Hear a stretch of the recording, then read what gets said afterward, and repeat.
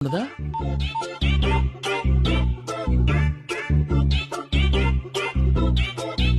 Hello, నేను రా చెంగల్ రాయుడిని మాట్లాడుతుండా.